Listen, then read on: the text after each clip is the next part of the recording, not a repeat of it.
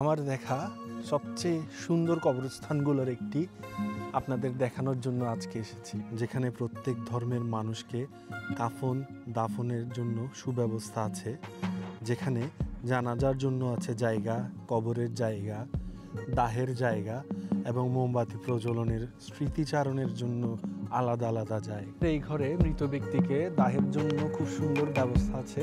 দাহের পর তাদের প্রতি শ্রদ্ধা নিবেদনের জন্য এই জায়গাগুলোতে মানুষ এসে ফুল দিয়ে যায় এবং মৃত্যু দিবসে এসে তাদের প্রতি মোমবাতি প্রজ্বলন করে। খুব সুন্দর সাজানো গোছানো পরিবেশ। প্রকৃতি ঘেরা এই গোরস্থানে আছে ফলের গাছ, ফুলের বাগান, রং বেরঙের মাছ ভর্তি স্বচ্ছ পানির জলাশয়, পাখিদের কলকাকলি, খরগোশ, হরিণ, কাঠবিড়ালির মতো প্রাণীদের অবাধ বিচরণ। এটি একটি আপেল গাছ, যার আপেলগুলো অনেক সুস্বাদু। যখন এখানে আপেল হয় আমি এসে খাই ফ্রি। এই সুন্দর পরিবেশে হাঁটা বা দৌড়ানো বা সাইকেল চালানোর জন্য রয়েছে সুব্যবস্থা। মন জুড়ানো এই জায়গাটি একটি ট্রি চার্চ। উন্মুক্ত পরিবেশে এখানে মানুষজন প্রার্থনা করতে আসে। খুবই সুন্দর, প্রার্থনায় আপনার মন একেবারে ভরে যাবে।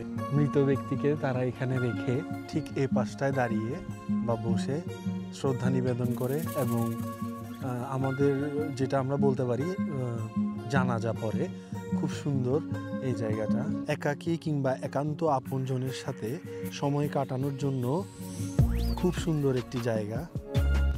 এই গোরস্থান আমার কাছে একটি আদর্শ গোরস্থান। 1963 সালে উলা বোদরফের ডিজাইন করা 54 হেক্টর আয়তনের এই গোরস্থানটি সুইডেনের উপসালা শহরের প্রাণকেন্দ্রে। আপনারা যারা এখানে ঘুরতে আসতে চান তারা এসে এই দর্শনীয় স্থানটি দেখে যেতে পারেন।